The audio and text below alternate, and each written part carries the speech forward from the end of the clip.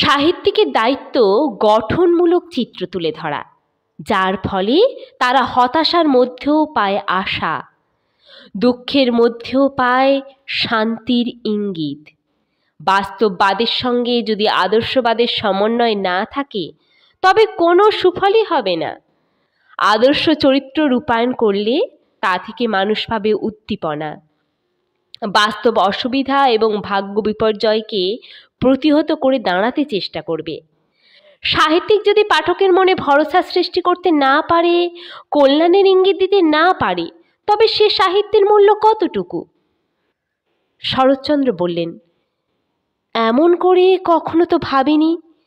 এতদিন ভাবনার ধারাটাই ছিল উল্টো রকমের। সমস্যাটা তুলে ধরেছি, সমাজ সংস্কারও করবে তার সমাধান। এখন কি আর শেষ সময়ে অন্যভাবে রচনা সৃষ্টি করতে পারবো?